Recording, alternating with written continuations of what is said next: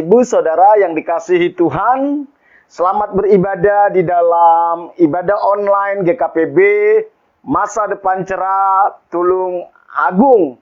Kita bersyukur kalau saat ini kita diizinkan Tuhan memasuki awal bulan dari bulan Mei di tahun 2021 ini. Saya berdoa supaya sepanjang bulan ini Tuhan buat terobosan demi terobosan di dalam hidup kita. Baik itu di dalam kesehatan kita, di dalam keluarga kita, di dalam usaha dan pekerjaan kita, bahkan di dalam pelayanan kita. Kalau kita ada sampai saat ini itu karena Tuhan masih punya rencana atas hidup kita. Karena itu tetaplah berjalan di dalam rencana Tuhan. Mari di pagi hari ini untuk menaikkan syukur kita di hadapan Tuhan, kita membawa hidup kita sebagai persembahan yang hidup kudus dan berkenan kepada Tuhan. Mari kita hampiri Tuhan, kita menyembah Tuhan, kita bawa pujian penyembahan yang terbaik bagi Tuhan. Dimanapun Bapak Ibu Saudara mengikuti ibadah online ini, saya percaya Tuhan hadir di tempat Bapak Ibu Saudara. Dan Tuhan siap untuk melawat kita, Tuhan siap untuk memulihkan kita, Tuhan siap untuk memberkati kita. Mari kita buka hati kita akan lawatan Tuhan. Kita persiapkan hati kita, kita mulai di dalam doa. Mari kita tundukkan kepala kita, kita berdoa. Bapa kami yang di sorga, yang kami sembah di dalam nama Tuhan Yesus Kristus, Tuhan pencipta langit dan bumi dan segala isinya, Tuhan yang berdaulat atas alam semesta, atas jagat raya, Tuhan yang berdaulat atas hidup kami. Engkau Tuhan yang mengasihi kami, yang telah menebus dan menyelamatkan kami lewat pengorbanan Tuhan Yesus Kristus di atas kayu salib. Engkau Tuhan yang terus membawa kami masuk ke dalam rencana kekal-Mu. Terpujilah nama-Mu Tuhan, dikuduskanlah nama-Mu. Datanglah kerajaan-Mu, jadilah kehendak-Mu dalam hidup kami seperti di sorga. Kami bersyukur Tuhan kalau sampai saat ini pemeliharaan Tuhan sempurna dalam hidup kami. Pada hari ini kami datang membawa hidup kami sebagai korban persembahan yang hidup kudus dan berkenan kepada Tuhan. Biar Tuhan yang melawat ibadah kami. Biar Tuhan yang memberkati setiap umat-Mu. Biar Tuhan yang memulihkan umat-Mu. Kami percaya ketika kami datang ke hadapan Tuhan, Tuhan yang akan memulihkan. Terima kasih Bapa, kami siap memuji dan menyembah Engkau. Dalam nama Tuhan Yesus kami berdoa kepada Bapa di sorga. Amin.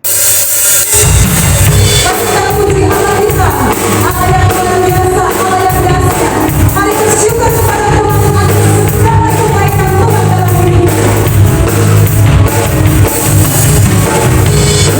Oh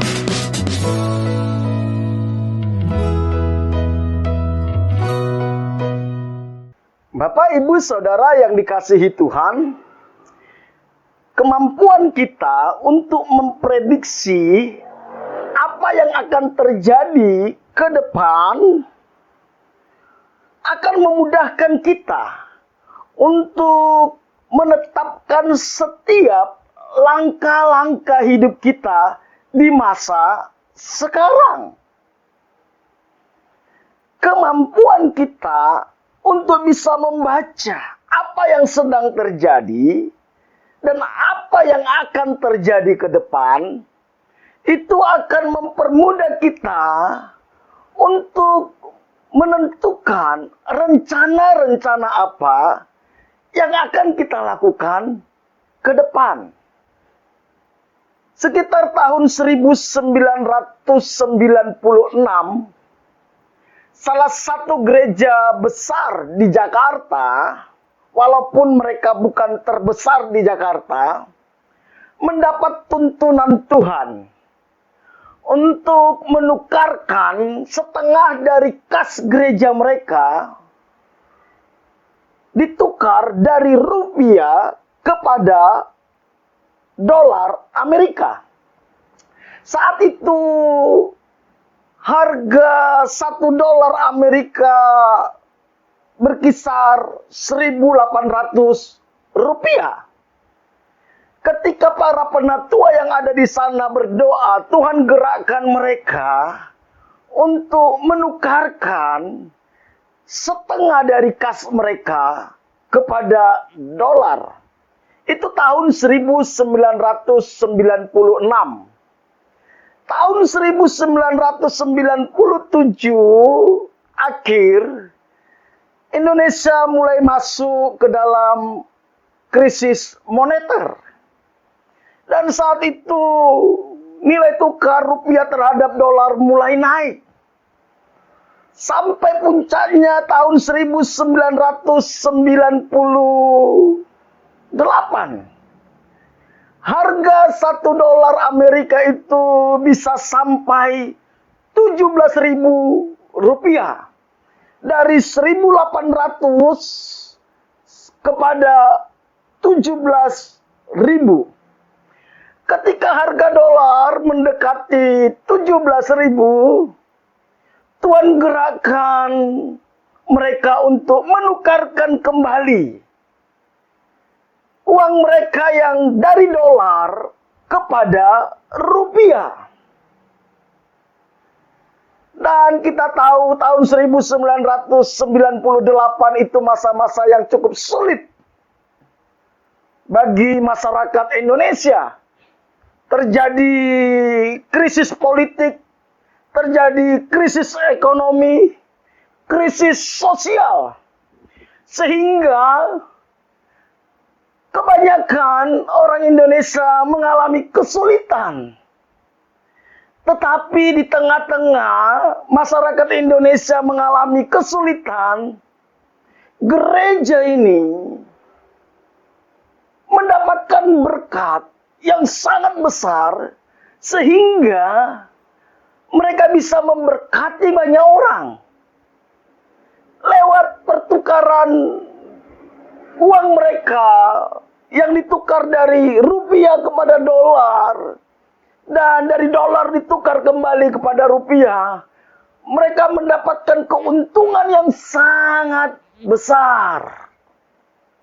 Tidak diberitahu berapa miliar itu mereka tukar awalnya, tetapi dikatakan cukup untuk biaya operasional mereka sampai 5 tahun ke depan. Bahkan masih banyak sisa bisa dipakai untuk memberkati orang-orang yang ada di lingkungan gereja. Dan sejak saat itu, gereja mereka juga mengalami pertumbuhan. Betapa pentingnya ketika kita bisa melihat apa yang sedang terjadi dan apa yang akan terjadi. Ketika kita bisa mengetahui apa yang sedang terjadi dan akan terjadi, maka hidup kita bisa lebih efektif dan lebih produktif. Bapak, Ibu, Saudara yang dikasihi Tuhan, hal yang sama sebenarnya berlaku dengan kehidupan kekristenan kita. Tentu kita percaya bahwa ada Tuhan yang mengendalikan sejarah dunia. Ketika kita bisa mengerti apa yang sedang dan akan dikerjakan oleh Tuhan ke depan, kita akan lebih mudah untuk menetapkan skala prioritas hidup kita. Kita bisa lebih mudah menetapkan apa yang perlu kita perjuangkan dan apa yang tidak perlu kita perjuangkan.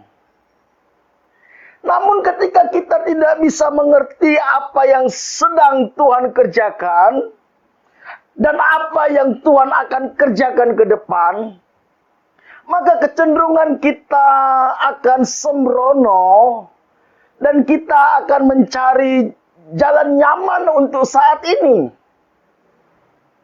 Sehingga tidak jarang kita terjebak kepada keputusan-keputusan kita yang kita lihat sekarang nyaman, tapi di belakang itu membawa kepada kesulitan demi kesulitan.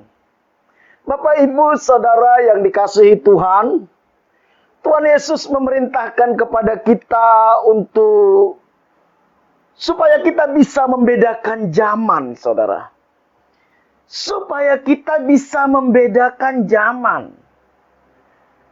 Kalau kita merenungkan sejenak apa yang sedang terjadi saat ini, Saudara, coba kita ambil waktu sejenak untuk merenung apa yang sedang terjadi hari-hari ini, di mana pandemi COVID-19 yang tak kunjung teratasi dengan sempurna. Bahkan baru-baru ini kita mendengar berita bahwa di India semakin mengkhawatirkan. Dan tidak tertutup kemungkinan itu juga bisa terjadi di bangsa-bangsa lain termasuk di Indonesia. Kalau kita merenungkan apa yang terjadi saat ini, dengan apa yang terjadi dengan pandemi ini, apa yang terjadi dengan gempa bumi, dengan bencana alam, krisis ekonomi yang semakin tidak terkendali, bukan cuma di Indonesia, tapi juga di dunia. Belum lagi kejahatan demi kejahatan yang semakin tidak terkendali. Ada banyak hal yang sedang terjadi saat-saat ini.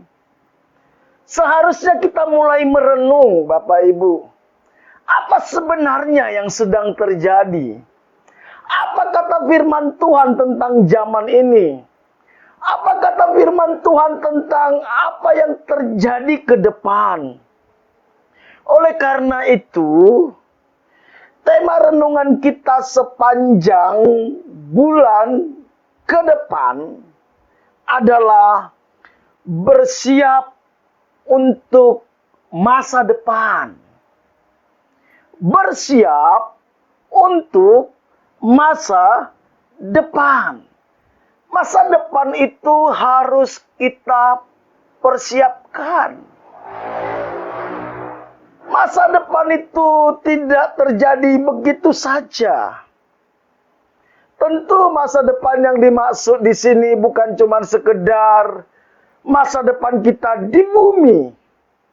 Karena kita adalah makhluk kekal. Ketika Tuhan menciptakan kita, kita makhluk kekal. Ketika kita meninggal, yang meninggal cuma jasad kita. Tetapi roh kita itu tetap hidup. Bagaimana kita mempersiapkan masa depan kita di kekekalan? Kalau untuk masa depan anak kita, kita bisa dengan serius mempersiapkannya. Apakah kita sudah mempersiapkan masa depan kita sampai kekekalan? Masa depan keluarga kita sampai kepada kekekalan? masa depan anak-anak kita sampai kepada kekekalan. Kita harus mengerti apa sebenarnya tujuan Tuhan menciptakan kita. Kita harus mengerti apa sebenarnya yang terjadi dalam hidup kita setelah kita meninggal. Ketika kita mengerti, maka kita akan menyadari bahwa hidup di dunia ini hanyalah sementara. Persiapan untuk menuju masa depan di kekekalan. Saya temukan tidak sedikit orang sembrono mengabaikan kehidupan kekal. Dia habiskan seluruh energinya, dia habiskan seluruh tenaganya, dia habiskan seluruh potensinya hanya untuk memikirkan masa depan yang ada di bumi. Padahal kesempatan kita hidup di dunia ini kita nggak tahu sampai kapan. Bisa cuman setahun ke depan, bisa 10 tahun ke depan, bisa 20 tahun ke depan, bahkan bisa 100 tahun ke depan. Kalaupun kita persiapkan masa depan selama di bumi, berapa lama kita bisa menikmatinya? Paling banyak 70-80 tahun Alkitab katakan. Lebih dari itu kita nggak bisa lagi menikmati. Maukah kita menghabiskan seluruh energi kita hanya untuk kehidupan 70-80 tahun ini? Apakah kita sudah mempersiapkan masa depan kita setelah 70-80 tahun itu? Setelah kita dipanggil Tuhan. Oleh karena itu Bapak Ibu, melihat apa yang sedang terjadi hari-hari ini, tanda-tanda zaman, orang mengatakan bahwa ini sudah akhir dari akhir zaman. Alkitab katakan ini akhir zaman, saudara. Bagaimana kita mempersiapkan masa depan kita? Apa yang perlu kita ketahui? Apa yang perlu kita persiapkan?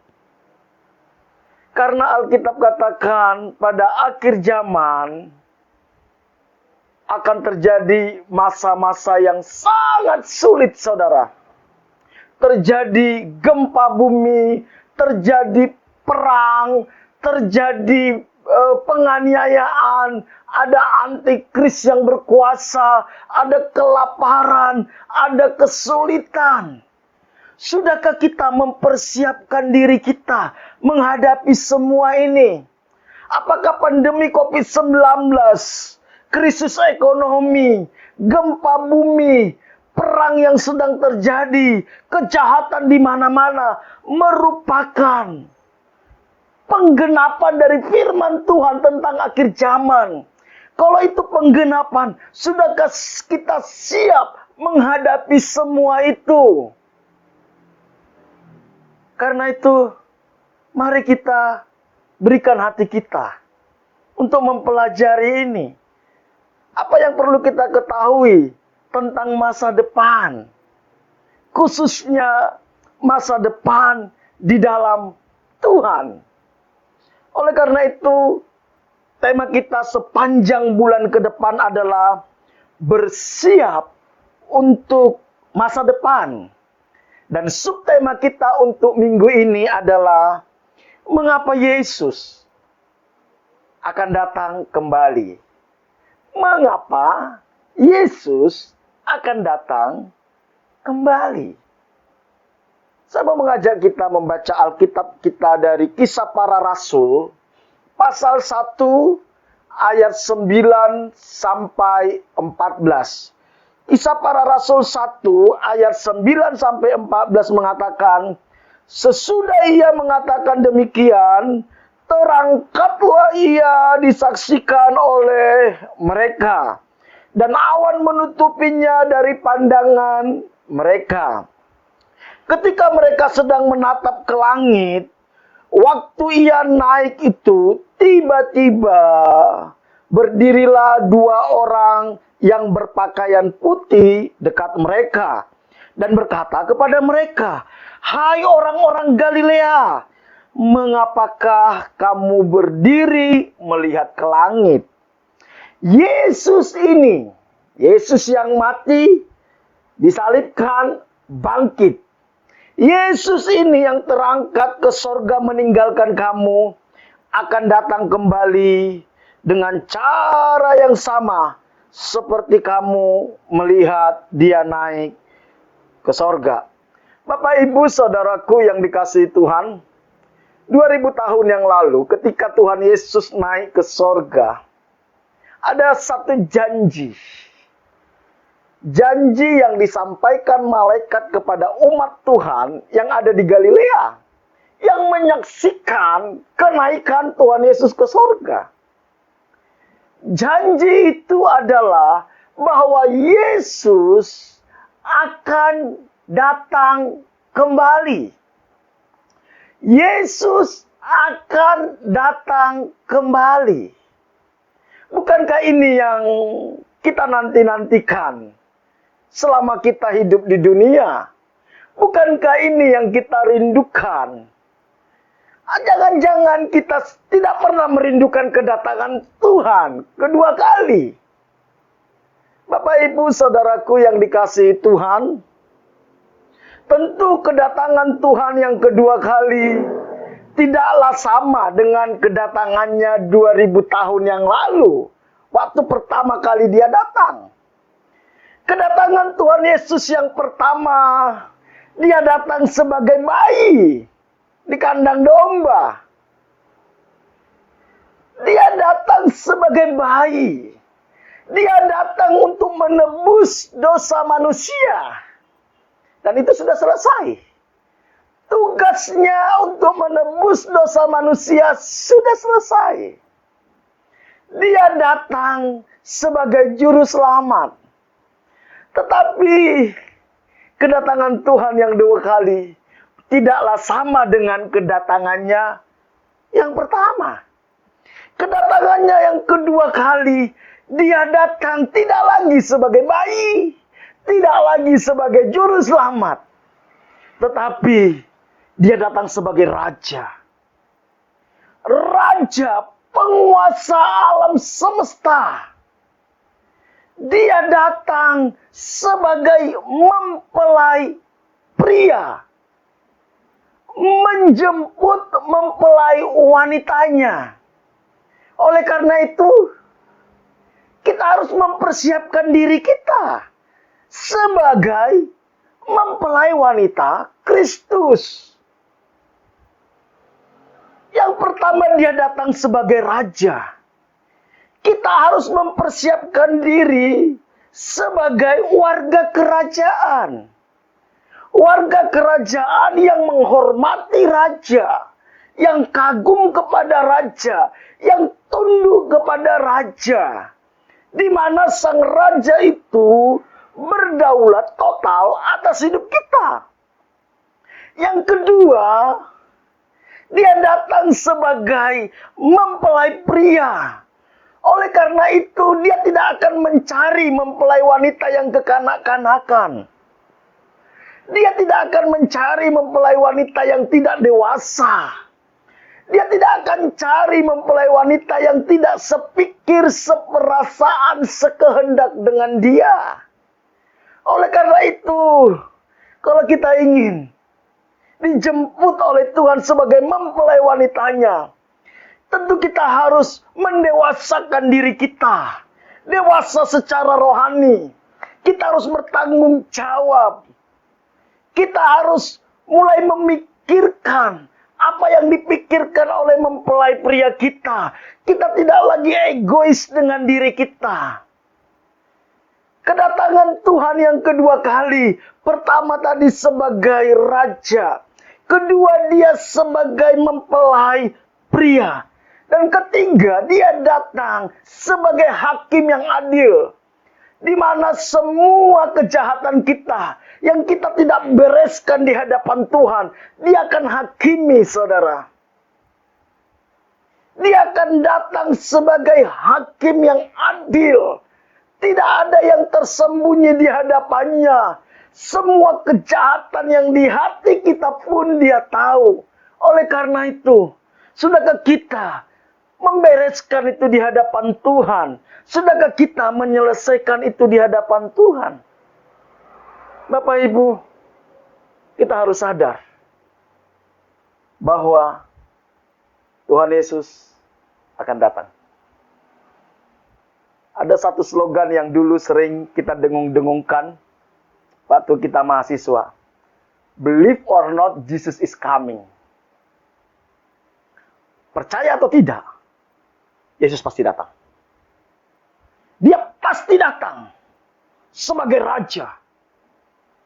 Dia akan mencari orang-orang yang menghormati dia, yang takut dan gentar akan dia, yang tunduk dan taat kepada dia. Dia akan datang sebagai mempelai pria. Mencari mempelai wanitanya yang sepikir, seperasaan, sekehendak dengan dia. Mempelai wanitanya yang dewasa, yang bijaksana. Dan dia akan datang sebagai hakim yang adil, yang akan menghakimi kita. Sudahkah kita siap dengan semuanya itu? Dan Alkitab katakan, dia datang seperti pencuri. Tidak tahu kapan dia datang. Memang kedatangan Tuhan kedua kali ada dua makna. Kedatangannya secara umum, yang disaksikan oleh seluruh umat manusia.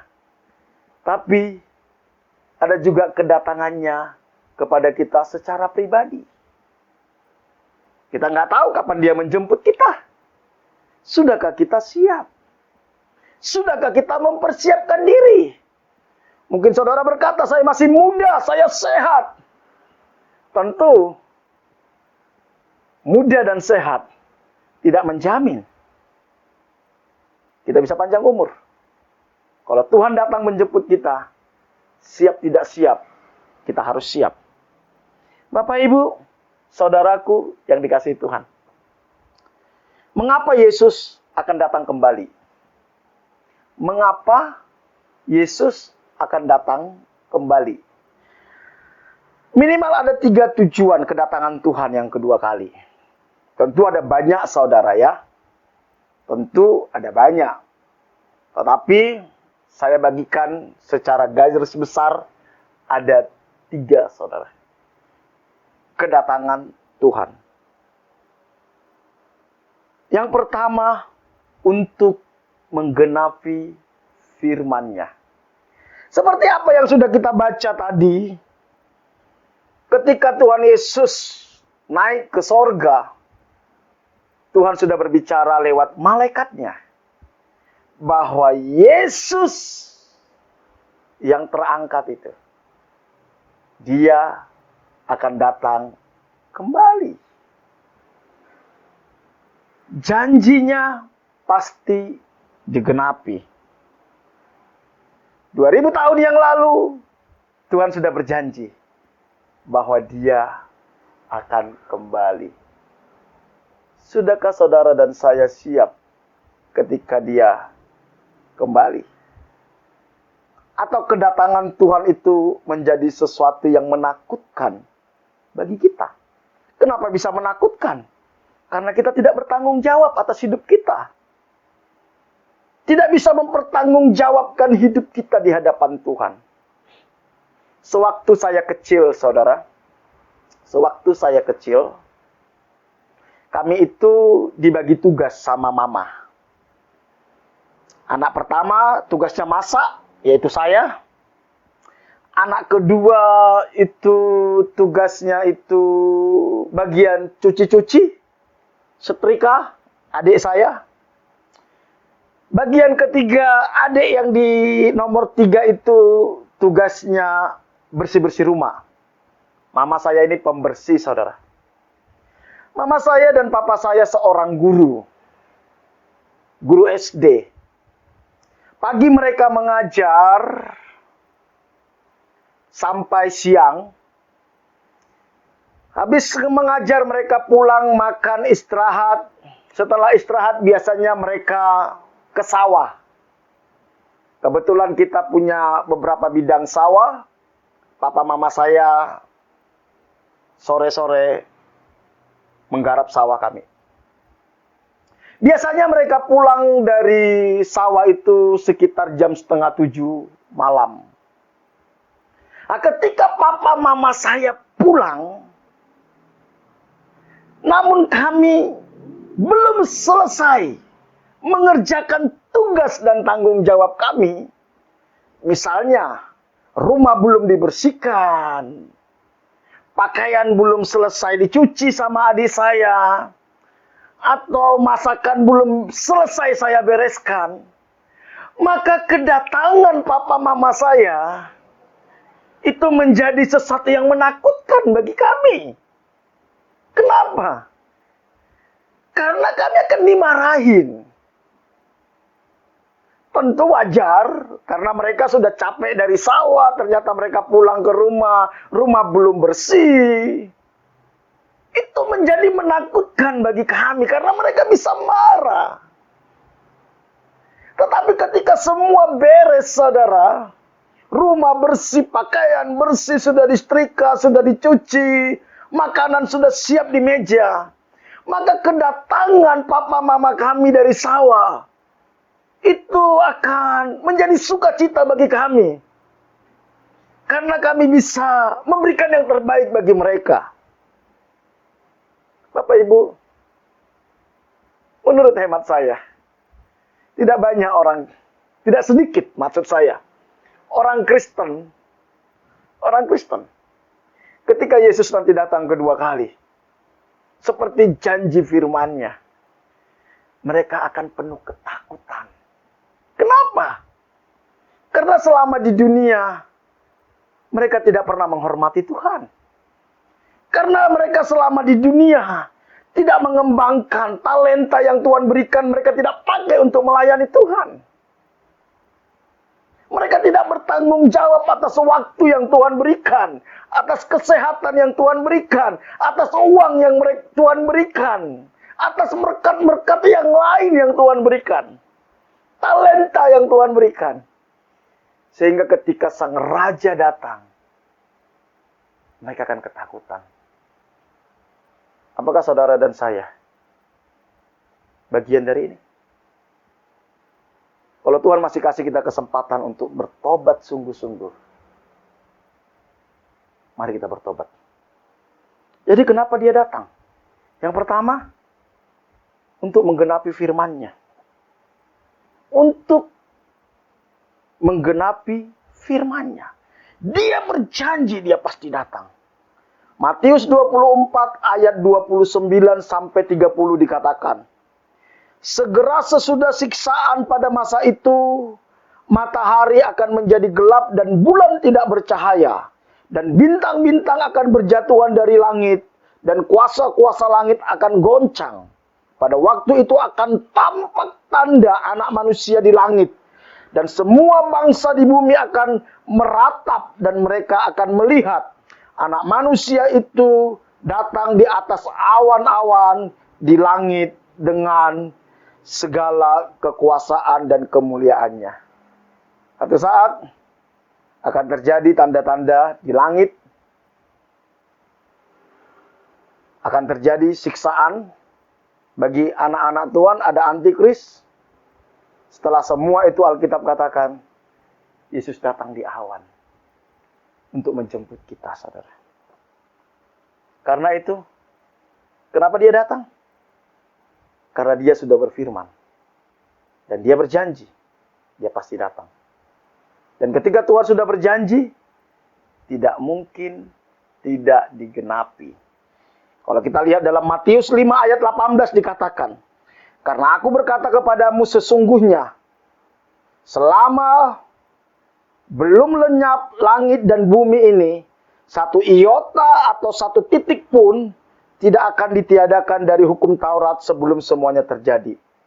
Tidak ada satupun janji Tuhan di dalam Alkitab yang tidak dia genapi. Kalau dia berjanji, dia akan datang. Dia pasti datang.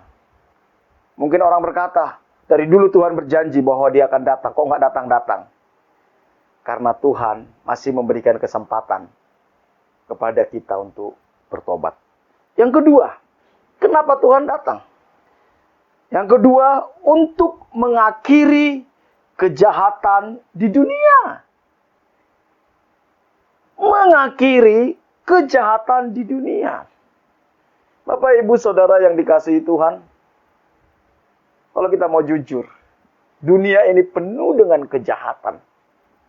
Bahkan hati kita pun penuh dengan kejahatan. Ada rencana-rencana jahat dalam hati kita. Ada motivasi-motivasi jahat dalam hati kita. Beberapa waktu yang lalu, saya baca sebuah berita. Kalau kita lihat, hari-hari ini, orang bisa lakukan apa saja. Anak bisa membunuh orang tua. Orang tua bisa menjual anak. Bahkan anak menghamili orang tua. Betapa jahatnya dunia ini. Iblis tahu waktunya sudah dekat. Sudah dekat. Makanya dia bawa manusia ke dalam kejahatan demi kejahatan. Seks bebas, homoseksual, lesbian, ada di mana-mana. Menjijikkan. Tuhan akan akhiri itu. Tuhan akan akhiri itu. Wahyu 20 ayat 10 sampai 12 dikatakan, dan iblis yang menyesatkan mereka dilemparkan ke dalam lautan api dan belerang, yaitu tempat binatang dan nabi palsu itu, dan mereka disiksa siang dan malam sampai selama-lamanya. Lalu aku melihat satu tahta putih yang besar, dan dia yang duduk di atasnya. Dari hadapannya lenyaplah bumi dan langit, dan tidak ditemukan lagi tempatnya. Dan aku melihat orang-orang mati besar dan kecil berdiri di hadapan tahta itu. Lalu dibuka semua kitab, dan dibuka juga sebuah kitab lain, yaitu kitab kehidupan. Dan orang-orang mati dihakimi menurut perbuatan mereka berdasarkan apa yang tertulis di dalam kitab itu. Saudara, ketika Tuhan datang kedua kali, dia akan mengakhiri kejahatan. Iblis akan dibelenggu, dibuang ke neraka, tentu beserta pengikut-pengikutnya. Dan disitulah orang-orang jahat akan dihakimi. Bapak, Ibu, Saudaraku yang dikasihi Tuhan. Apapun yang kita lakukan di dunia ini, satu saat kita harus bertanggungjawabkan di hadapan Tuhan. Kita harus bertanggungjawabkan. Setiap kejahatan, setiap kebaikan kita, semuanya itu berdampak kepada kekekalan. Sudahkah kita mempersiapkan diri untuk hal itu? Jangan habiskan waktu kita, energi kita hanya ingin mendapatkan semua dari dunia ini. Kalaupun kita bisa dapatkan semuanya itu, berapa lama kita bisa menikmati? Dan semuanya itu tidak ada artinya ketika Yesus datang ke dalam hidup kita, menghakimi kita, dan kita akan menyesal bahwa kita sudah mengabaikan Tuhan. Kita akan menyesal bahwa kita telah berbuat jahat, dan kita akan menyesal kita nggak peduli sama Tuhan. Kita akan menyesal kalau kita tidak menghormati Tuhan Yesus. Karena satu-satunya pribadi yang membela kita nanti cuma Tuhan Yesus. Jadi, kenapa Tuhan Yesus datang kedua kali? Yang pertama tadi, untuk menggenapi firman-Nya. Yang kedua, untuk mengakhiri kejahatan di dunia. Dia akan datang sebagai raja dan menghakimi semuanya. Dan terakhir, yang ketiga, untuk menetapkan kerajaannya. Alkitab katakan bahwa kerajaan Tuhan itu sudah ada di muka bumi. Seperti biji sesawi. Belum mengalami kepenuhan. Makanya masih ada penderitaan di dunia. Kapan kerajaan Allah mengalami penggenapannya? Ketika Yesus datang kedua kali. Saat itu iblis sudah dilempar ke neraka. Para pengikut-pengikutnya sudah dilempar. Dan kita akan hidup bersama dengan Tuhan. Di langit baru. Bumi yang baru. Dia akan menjadi raja. Dan kita akan menjadi umatnya. Dan kita akan melayani sang raja. Selama-lamanya. Di kekekalan. Kalau saudara di dunia tidak terbiasa melayani Tuhan, mustahil rasanya kalau kita bisa melayani Tuhan nanti di sorga. Oleh karena itu dunia ini latihan untuk kita melayani Tuhan. Kalau saudara tidak tertarik melayani Tuhan selama di dunia, nggak mungkin Tuhan mau dilayani saudara ketika di kekekalan. Nggak mungkin. Jadi, kenapa dia datang kedua kali? Yang ketiga, untuk menetapkan kerajaannya. Siapa yang layak masuk dalam kerajaannya? Bersama-sama dengan dia. Siapa orang yang akan dilemparkan ke neraka? Di luar kerajaannya. Wahyu 22 ayat 3-5 dikatakan, maka tidak ada lagi laknat. Tahta Allah dan tahta anak domba akan ada di dalamnya. Dan hamba-hambanya akan beribadah kepadanya. Jadi kita nanti di sorga beribadah kepada Tuhan. Kalau saudara di dunia tidak terlatih beribadah kepada Tuhan, tentu saudara akan kaget nanti kalau dibawa ke sorga, saudara. Dan mereka akan melihat wajahnya. Dan namanya akan tertulis di dahi mereka. Dan malam tidak akan ada lagi di sana. Dan mereka tidak memerlukan cahaya lampu dan cahaya matahari. Sebab Tuhan Allah akan menerangi mereka. Dan mereka akan memerintah sebagai raja sampai selama-lamanya. Kita akan memerintah sebagai raja bersama dengan Tuhan di sorga. Sudahkah saudara siap? Sudahkah saudara mempersiapkan diri? Tentu Tuhan tidak angkat orang-orang yang bersama dengan dia memerintah sembarangan. Sama seperti seorang presiden.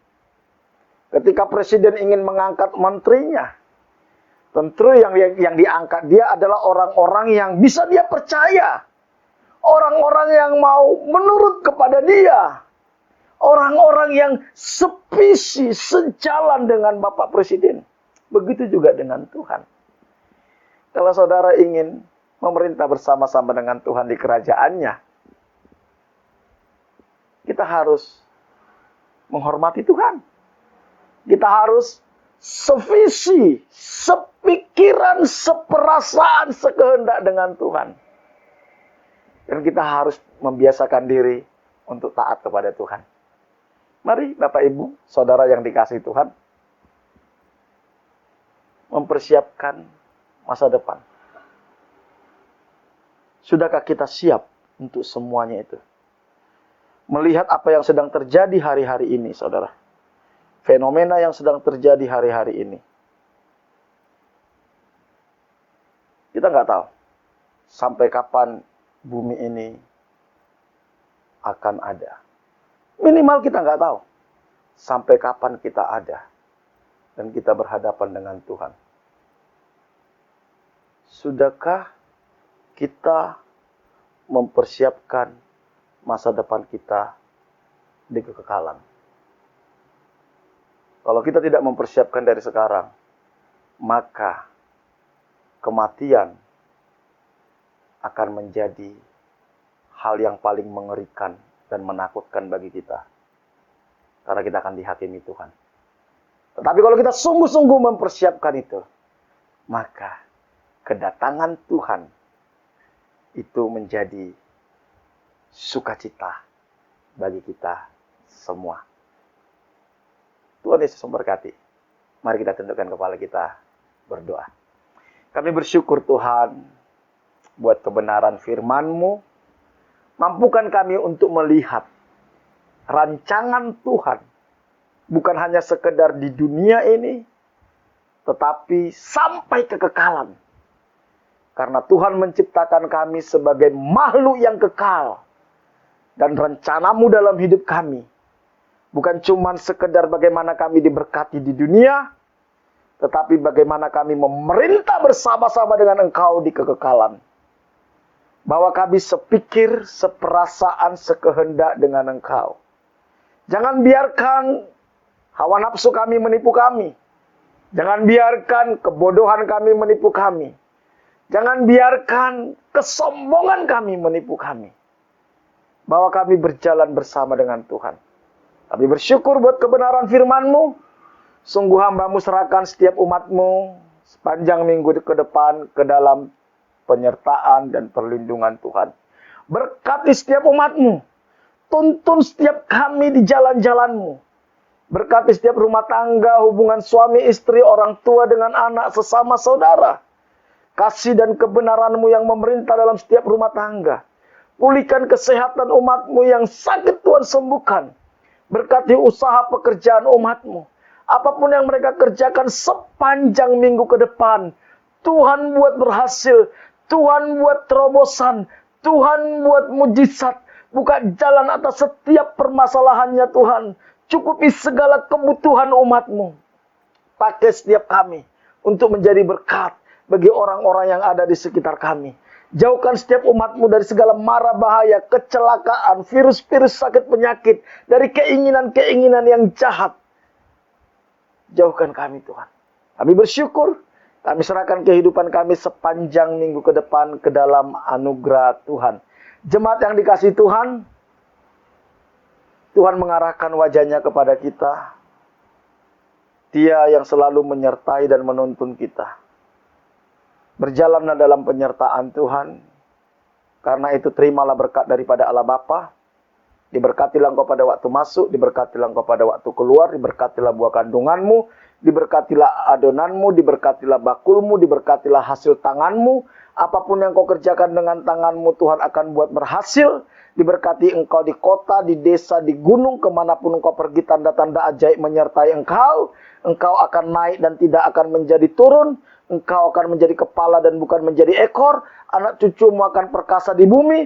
Engkau akan disebut sebagai orang yang beruntung dan berbahagia. Dan lewat hidupmu akan banyak orang menerima berkat yang berasal daripada Tuhan. Jika engkau hari ini sungguh-sungguh mendengarkan suara Tuhan Allahmu yang kusampaikan kepadamu, dan engkau setia melakukannya, maka berkat-berkat ini akan menjadi milikmu. Karena itu, terimalah berkat daripada Allah Bapa, kasih karunia dari Tuhan kita Yesus Kristus, penghiburan dan kekuatan dari Roh Kudus, mulai hari ini sampai Tuhan Yesus datang kedua kali. Dalam nama Tuhan Yesus, setiap kita yang diberkati sama-sama katakan, amin. Bapak, Ibu, Saudara yang dikasihi Tuhan, ibadah online kita selesai. Sampai bertemu di dalam ibadah online minggu depan. Bagi Bapak Ibu Saudara yang sehat, kita juga ada ibadah onsite ya. Di Barata Entertainment lantai 2, Ruang Arjuna, Tulung Agung. Barata Entertainment lantai 2, Ruang Arjuna, Tulung Agung, jam 10 pagi. Ingat, jam 10 pagi. Saudara yang sehat bisa mengikuti ibadah onsite. Bagi Bapak Ibu Saudara yang digerakkan Tuhan untuk memberikan persembahan, baik itu persembahan persepuluhan, persembahan syukur, persembahan pembangunan maupun persembahan misi, saudara bisa langsung menghubungi bendahara gereja kita. Tuhan Yesus memberkati kita semua.